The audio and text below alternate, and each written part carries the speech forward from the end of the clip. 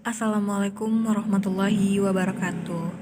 Baiklah, sebelumnya kami mau mengucapkan terima kasih kepada ibu dan teman-teman semua yang sudah memberikan kami dari kelompok 5 kesempatan untuk memberikan hasil diskusi kami.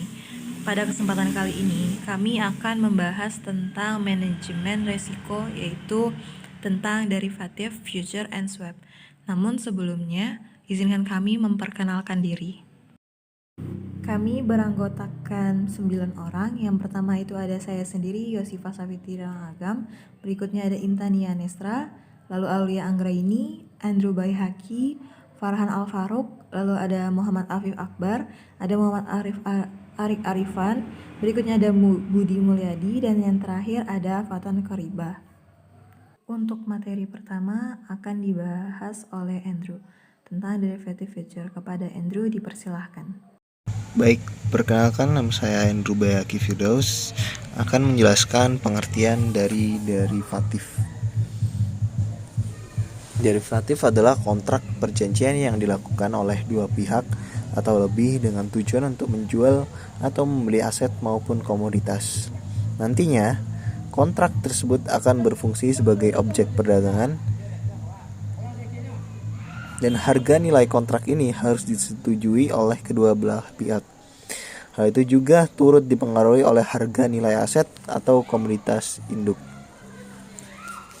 Dan untuk manfaat derivatif, ada dua manfaat derivatif yang paling utama, yaitu untuk meminimalisir tingkat risiko keuangan dan untuk melindungi nilai komoditas.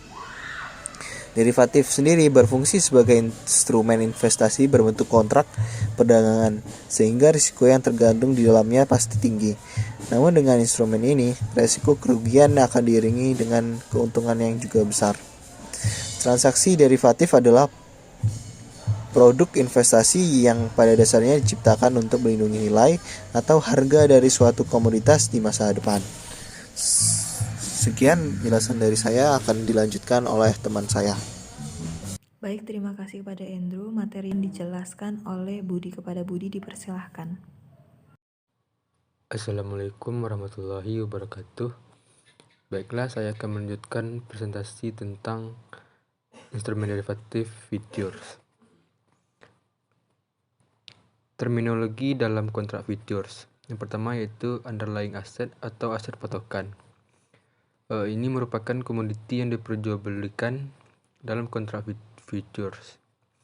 Yang kedua, settlement date atau delivery date.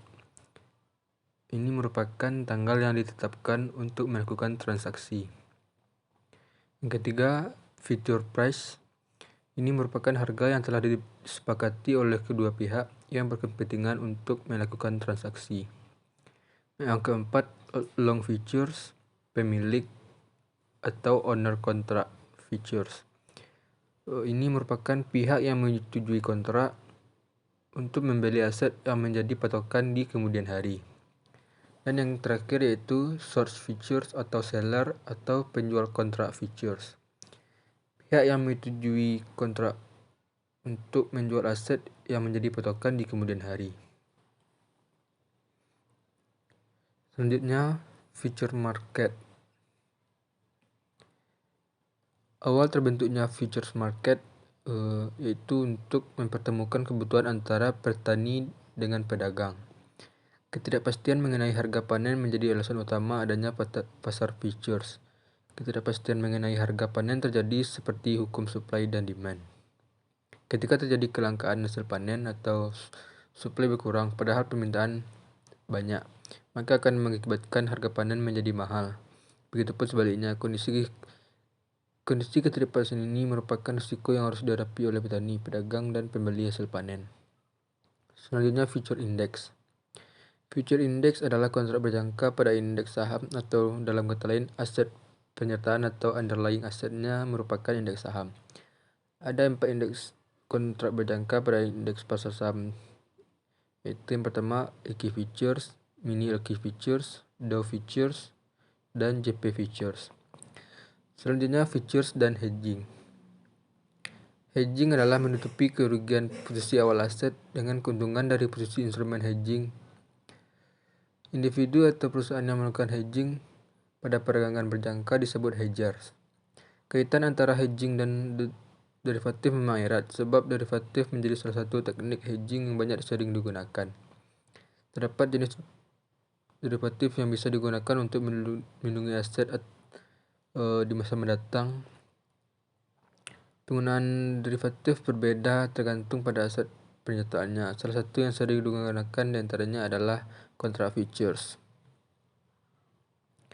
Baiklah, sekian dari saya. Terima kasih. Saya kembalikan moderator. Baiklah, terima kasih kepada Budi. Berikutnya akan dijelaskan oleh Afif. Kepada Afif, dipersilahkan. Baik, selamat siang Ibu dan teman-teman semuanya.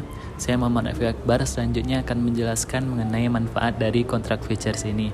Ada dua manfaat utama yang dapat diperoleh dari kontrak futures, yaitu yang pertama adalah futures sebagai lindung nilai. Salah satu manfaat utama yang dapat diberikan kontrak futures adalah untuk melindungi nilai atau biasa disebut dengan hedging. Aset yang dijadikan patokan dari ancaman risiko ketidakpastian perubahan harga di masa depan ini dilindungi nilainya. Jadi manfaat ini juga sejalan dengan motivasi awal yang melatar belakangi munculnya kontrak futures ini. Pihak yang melakukan transaksi dalam kontrak futures untuk tujuan lindung nilai ini disebut juga sebagai para hedger. Para hedger ini dapat melakukan kegiatan perdagangan komoditi secara fisik dan juga memanfaatkan kontrak futures untuk mengurangi risiko perubahan harga di masa depan. Para hedger ini biasanya terdiri atas para produsen maupun para pedagang komoditi. Misalnya bagi seorang eksportir komoditi, lindung nilai ini dapat dilakukan dengan mengekspor atau posisi menjual komoditi secara fisik ke luar negeri. Dan pada saat bersamaan, eksportir komoditi ini juga mengambil posisi sebaliknya atau posisi membeli pada kontrak futures atas komoditi bersangkutan. Tujuannya adalah untuk memperkecil kemungkinan kerugian yang mungkin terjadi dalam kegiatan ekspor yang akan dilakukannya. Jadi dari yang saya sampaikan tadi dapat kita simpulkan bahwa dalam penggunaan futures sebagai lindung nilai, investor harus mengambil posisi yang berlawanan dengan posisi investor tersebut pada perdagangan aset secara fisik. Jadi ada dua alternatif posisi hedging yang dapat dilakukan, yaitu short hedge dan long hedge. Short hedge ini adalah menjual futures. Jadi investor yang mengambil posisi ini mempunyai komoditi atau aset yang menjadi underlying dalam kontrak futures yang akan dijualnya secara fisik. Jadi dengan dia menjual futures ini, investor tersebut akan terlindungi dari risiko penurunan harga yang mungkin terjadi di masa yang datang sebagai akibat fluktuasi dari harga komoditi ini di masa depan. Alternatif posisi ini biasanya dilakukan oleh para petani. Tujuannya adalah untuk mendapatkan kepastian harga sesuai dengan yang diharapkannya. Yang kedua adalah long hedge. Jadi long hedge ini adalah posisi membeli futures. Pada posisi ini, investor tidak memiliki komoditi atau aset yang menjadi underlying pada kontrak futures yang akan dibeli. Jadi dia tidak punya asetnya. Jadi tujuannya adalah untuk tujuannya ini adalah untuk investor yang berkeinginan untuk memiliki komoditi atau aset tersebut di masa datang. Jadi dengan cara membeli kontrak futures ini, dia punya aset tersebut di masa datang. Jadi investor ini terlindungi dari kemungkinan risiko kenaikan harga di masa yang akan datang. Dan melakukan ini biasanya melakukan alternatif posisi ini karena biasanya melakukan ini adalah para eksportir atau pemakai bahan baku untuk menjaga kontinuitas persediaannya. Contohnya adalah anggap perusahaan Afif adalah distributor kopi yang punya 3 juta pon dalam persediaan. Perusahaan Afif menghadapi risiko harga dari adanya penurunan harga kopi yang juga menurunkan nilai persediaan kopi. Karena harga menurun, maka nilai persediaannya juga turun. Dalam operasi perusahaannya, Afif ingin menghilangkan risiko dalam harga ini dengan bereaksi sebagai hedger. Jadi dalam kasus ini dia memproteksi nilai persediaan kopinya dengan menjual kontrak berjangka atau posisi short seperti yang saya jelaskan tadi. Jadi menggunakan posisi short untuk tujuan lindung nilai disebut short hedge. Kontrak berjangka kopi yang diperdagangkan di pasar berjangka dengan besarnya standar internasional untuk kontrak kopi adalah 37.500 pon kopi per kontrak. Tadi Afif ingin melindungi nilai 3 juta pon kopi. Jadi yang dia perlu jual itu adalah 3 juta pon dibagi 37.500. Jadi ada 80 kontrak kopi yang akan dilindungi nilainya. Dengan melindungi nilai ini, Afif telah menurunkan atau bahkan menghilangkan kemungkinan kerugian dari penurunan harga kopi tadi. Tapi yang perlu diperhatikan adalah dia juga telah kehilangan kemungkinan keuntungan dari kenaikan harga kopi. Jika harga kopi naik, maka Afif akan merugi dari posisi kontrak berjangkanya dan menutup keuntungan dari nilai persediaan kopi. Seperti yang kita tahu, high risk, high return. Namun dalam kenyataannya, untuk melakukan proses lindung nilai dengan futures tidaklah sesederhana hanya dengan melakukan posisi yang berlawanan dengan posisi investor di pasar spot. Investor perlu menentukan waktu di mana ia akan memulai atau mengakhiri proses tersebut. Dalam hal ini, salah satu aspek yang perlu diperhatikan adalah basis risk. Basis adalah perbedaan antara harga di pasar spot dengan harga futures dari aset atau komoditi yang akan dilindungi. Fluktuasi basis tidak dapat diprediksikan dan tidak konstan selama periode kontrak futures. Oleh karena itu, risiko basis adalah risiko yang dihadapi para hedger karena adanya perubahan basis yang tidak diharapkan. Risiko basis dapat diturunkan bila variabilitas basis lebih kecil dari variabilitas harga aset. Pada saat maturitas, besarnya basis akan sama dengan 0, karena harga spot pada saat itu akan sama dengan harga futures atau asumsi biaya transaksi sama dengan 0. Oh ya, spot ini adalah harga suatu komoditi di pasar pada saat itu. Dan manfaat yang kedua yang dapat diperoleh dari kontrak futures adalah sebagai sarana spekulasi. Jadi kontrak futures ini juga sebagai ajang spekulasi untuk memperoleh keuntungan dari perubahan harga yang terjadi oleh para spekulator. Jadi para spekulator ini secara sukarela menanamkan modalnya dalam transaksi futures yang berisiko untuk memperoleh keuntungan secara cepat. Karena jika kita lihat dari grafik risk return, futures ini termasuk kepada yang high risk, high return, yang risikonya tinggi tapi kemungkinan returnnya juga tinggi. Jadi bagi seorang spekulator, salah satu cara tercepat untuk memperoleh keuntungan adalah dengan cara membeli pada saat harga rendah dan menjual ketika harga tinggi. Logikanya begitu. Peran para spekulator ini tidak selalu terkesan negatif, karena justru dengan adanya peran spekulator ini, pasar akan menjadi lebih liquid. Jadi dalam kenyataannya, para spekulator memang hanya mengejar return dari pergerakan harga di masa depan, sehingga mereka jarang melakukan transaksi pada perdagangan komoditi atau aset yang menjadi underlying pada kontrak futures secara fisik. Contohnya, anggap Afif merasa yakin bahwa dia dapat memprediksi harga emas di masa mendatang. Afif bertekad untuk berspekulasi di pasar kontrak berjangka emas dengan harapan dapat memperoleh keuntungan. Apabila dia meyakini harga emas akan naik, maka Afif dapat berspekulasi dengan membeli kontrak berjangka emas atau long position seperti yang saya jelaskan tadi. Sebaliknya, kalau Afif merasa bahwa harga emas akan turun, maka dia dapat berspekulasi dengan mengambil short position atau menjual kontrak. Spekulasi dengan kontrak berjangka memang berisiko, namun seperti yang kita tahu, high risk, high return. Jadi risikonya besar, kemungkinan returnnya juga besar. Baiklah, sekian yang dapat saya sampaikan. Terima kasih, saya kembalikan kepada moderator. Baik, terima kasih kepada Afif. Berikutnya akan dijelaskan oleh Nia. Kepada Nia, dipersilahkan. Baik, terima kasih kepada moderator. Selanjutnya saya Intan Nesra akan menjelaskan mengenai fungsi bursa kontrak futures. Beberapa spesifikasi yang distandarisasi dalam kontrak futures itu adalah jumlah, kualitas, waktu penyerahan, tempat penyerahan, serta syarat-syarat pembayaran dan prosedur dalam penyerahan komoditi yang menjadi aset patokan dalam kontrak. Dengan demikian, komponen yang akan dinegosiasikan dalam transaksi kontrak futures antara penjual dan pembeli adalah komponen harga. Kemudahan tersebut itulah yang akan membuat likuiditas jual atau beli kontrak berjangka menjadi sangat tinggi. Nah, harga dari suatu kontrak futures itu diterapkan melalui persaingan terbuka antar pelaku pasar atau anggota bursa melalui dua cara. Yang pertama, penetapan harga dilakukan dengan sistem lelang terbuka di lantai bursa.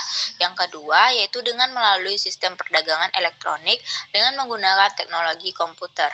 Nah, semua aktivitas dalam transaksi kontrak futures itu sudah terstandarisasi, di mana dilakukan dalam bursa yang terorganisir dengan bantuan sebuah lembaga clearing. Dengan demikian, perdagangan dalam bursa kontrak futures itu dapat berfungsi sebagai berikut. Yang pertama itu adalah transfer risiko atau risk transfer, di mana bursa kontrak future itu dapat dijadikan sarana oleh para hedger untuk mengalihkan risiko harga yang melekat pada komoditas yang menjadi patokan kepada pihak spekulator yang melakukan perhitungan risiko untuk mendapatkan keuntungan. Nah, fungsi kedua yaitu pembentukan harga atau price discovery, di mana bursa kontrak future itu dapat dijadikan sarana pembentukan harga pasar yang transparan dan terbuka karena dibentuk melalui proses persaingan harga yang terbuka. Harga yang terbentuk nantinya juga sudah akan mencerminkan kekuatan tarik-menarik antara permintaan dan penawaran dari komoditi yang menjadi aset patokan. Nah, fungsi ketiga yaitu stabilitas keuangan atau disebut juga dengan financial stability, di mana para hedger yang melakukan lindung nilai terhadap aset yang dijadikan patokan akan lebih mudah menentukan tingkat keuntungan yang diharapkannya. Karena dalam perdagangan di bursa kontrak future, kepastian pencapaian nilai dari aset yang akan dijual sudah dilindungi nilainya.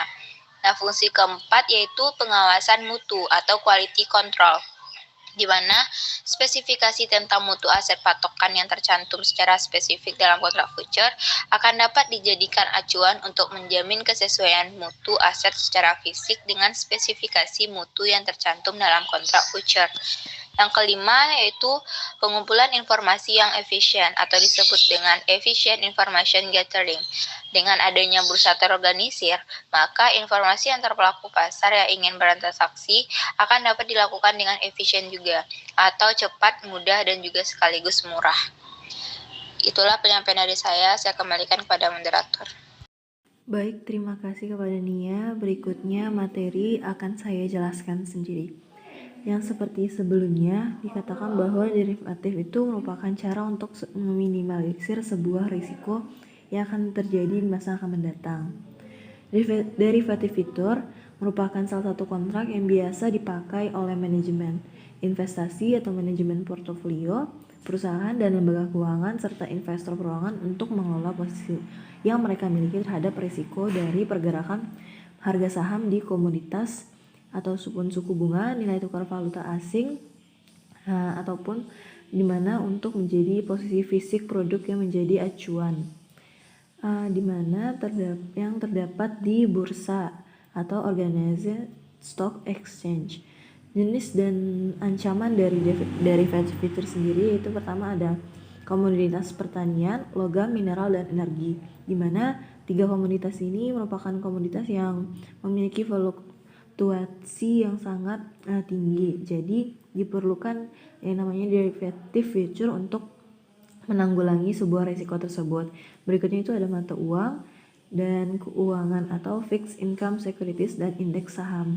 Di sebelumnya itu juga banyak nih dari teman-teman ataupun dari orang-orang lain menyamakan bahwa derivative future dan forward itu memiliki kesamaan. Di mana persamaan tersebut bisa dilihat dari yang pertama itu future dan forward ini sama-sama membutuhkan kesepakatan dalam melakukan jual beli aset di masa mendatang. Kesepakatan dalam future ini harus terjadi agar sebuah transaksi dapat dijalankan dan kesepakatan ini diketahui oleh kedua belah pihak. Berikutnya itu juga ada kesamaan di mana memiliki harga yang dapat diturunkan dari beberapa aset dasar. Namun dari kedua hal tersebut, future dan forward memiliki perbedaan yang sangat signifikan. Yang pertama ini, forward itu merupakan kesepakatan jual beli yang dilakukan secara OTC atau over the counter, di mana antara kedua belah pihak bisa bernegosiasi atas kontrak yang akan disetujui. Sedangkan future merupakan kontrak berstandar dengan tanggal jatuh tempo yang bersifat tetap dan tidak bisa diubah, karena future tersebut ini memiliki standar yang jelas yaitu yang diperdagangkan di bursa. Berikutnya juga di mana forward ini memiliki risiko yang lebih tinggi dibandingkan future. Dan sebelumnya yang sudah saya singgung, dikatakan bahwa forward itu tidak diperdagangkan di bursa, sedangkan future memiliki diperdagangkan di bursa sehingga memiliki pengawasan dan regulasi-regulasi yang jelas. Itulah mengapa banyak dari teman-teman ataupun semua orang yang mengatakan bahwa forward dan future itu sama, namun keduanya itu memiliki perbedaan yang signifikan dan harus dipahami secara jelas. Mungkin itu penjelasan dari saya. berikutnya akan dijelaskan oleh rekan saya. Pada rekan saya dipersilahkan. Baiklah, saya Farhan Al-Faruq akan menjelaskan contoh dari derivatif future. Contoh yang pertama, pada bulan September, si A dan si B melakukan transaksi jual beli emas yang mana emas tersebut baru akan dikirim pada bulan Desember. Harga yang terdapat di bursa sebesar 1 juta per gram. Jadi meskipun pada bulan Desember harga emas tersebut naik ke 1.100.000 atau turun ke 900, A dan B tetap akan memperdagangkan emas tersebut dengan harga 1 juta sesuai dengan kontrak. Lalu ada contoh kedua, harga crude di New York Board of Trade 140 US dollar per barel dengan bunga 3%, biaya gudang 0,1% per bulan, dan asuransi 0,01% per bulan. Berapa future price untuk masa 6 bulan mendatang? Diketahui biaya carrying cost di setahun kan sama dengan biaya gudang sama dengan 1,2%. Biaya asuransi disetahunkan menjadi 0,12%. Dan jawabannya FO sama dengan SO 1 tambah RF ditambah C dikali N. 140 dikali 1 ditambah 0,03 ditambah 0,012 ditambah 0,0012 dikali 6 per 12 sama dengan 140 dikali 1,021372 sama dengan 142,99 US dollar per barel. Sekian dari saya kembalikan kepada moderator. Terima kasih. Baik, terima kasih kepada Farhan Al-Faruq. Berikut penjelasan mengenai derivatif tentang swaps akan dibacakan dan dijelaskan oleh Arik. Kepada Arik, dipersilahkan. Saya Muhammad Arik Arifan akan menjelaskan mengenai pengertian swaps dan kegunaan swaps. Pengertian swaps. Swaps adalah suatu kontrak di mana dua buah pihak sepakat untuk menukar pembayaran di masa depan berdasarkan pergerakan harga atau tingkat yang disepakati bersama. Swap ini merupakan produk derivatif atau lebih sering dikenal aset turunan dari produk pasar modal, pasar keuangan maupun forex market. Swap sendiri sebenarnya sama dengan tukar menukar, namun dalam keuangan ini sendiri istilah tukar menukar disebut dengan swaps. Namun dalam swap ini dipertukarkan adalah aliran arus kas dengan aliran arus kas lainnya. Lebih detailnya adalah kontrak atau perjanjian pertukaran arus kas yang berbeda antara kedua belah pihak. Untuk kedua belah pihak yang dimaksud ini bisa perusahaan, bank, lembaga keuangan, dan peminjam yang berasal dari negara yang berbeda. Kegunaan swaps ada 3. Yang pertama, digunakan sebagai hedging atau lindung nilai dan sebagai instrumen spekulatif. Yang kedua, mengurangi risiko biaya peminjaman akibat gejolak nilai tukar yang sering fluktuatif. Dan yang ketiga, mendapatkan keuntungan dari instrumen produk derivatif atau aset turunan. Dan swap sendiri sering diperdagangkan di luar bursa atau sering disebut OTC atau over the counter dengan ketentuan dan cara yang berbeda-beda sesuai dengan kesepakatan. Swap ini ditetapkan pada saat kedua peminjam berjanji untuk melakukan serangkaian pembayaran kepada pihak lain pada tanggal pembayaran yang telah ditentukan.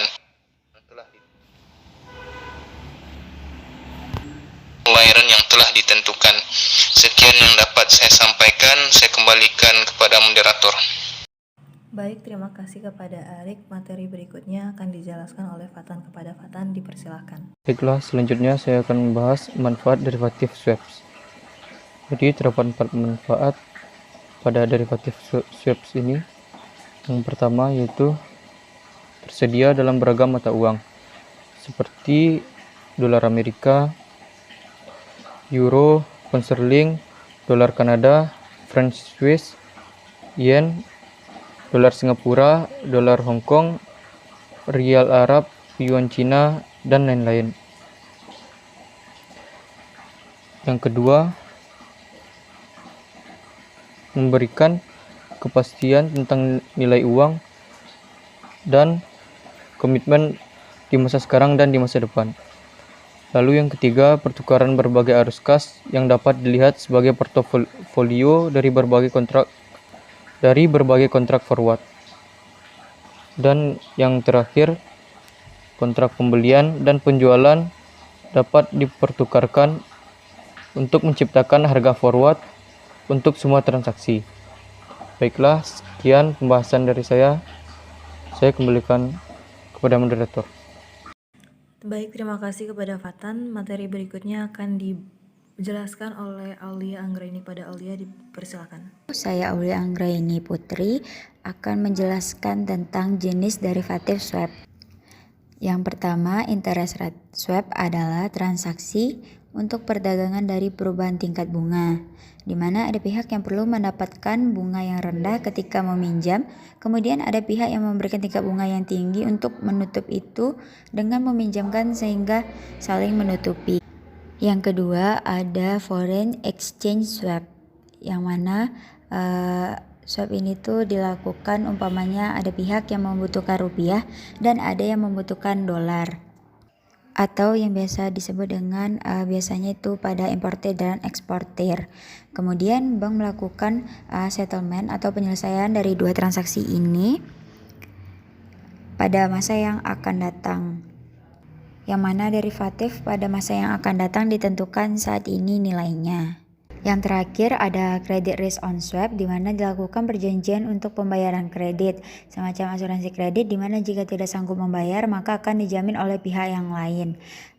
Baiklah, mungkin selanjutnya saya akan menjelaskan atau membacakan contoh dari derivatif swap. Yang pertama itu misalnya kejadiannya adalah jika dua perusahaan menandatangani kontrak untuk menukar pinjaman dengan suku bunga variabel menjadi pinjaman bersuku bunga tetap. Perusahaan yang menukar pinjaman suku bunga variabel berharap dapat melindungi diri dari risiko kenaikan suku bunga secara eksponensial. Di sisi lain, perusahaan yang menawarkan pinjaman suku bunga tetap bertaruh bahwa suku bunga tetapnya akan menghasilkan keuntungan. Keuntungan tersebut diharapkan dapat menutupi setiap kenaikan suku bunga yang berasal dari pinjaman suku bunga variabel. Baiklah, sekian dari saya. Dikembalikan kepada moderator. Baik, terima kasih kepada Aulia. Dengan penyampaian dari Aulia merupakan materi terakhir dari pembahasan pada materi kali ini. Kami dari kelompok 5 mengucapkan terima kasih banyak dan mohon maaf bila ada kesalahan dalam penulisan dan penyampaian. Wabillahi taufiq wal hidayah. Wassalamualaikum warahmatullahi wabarakatuh.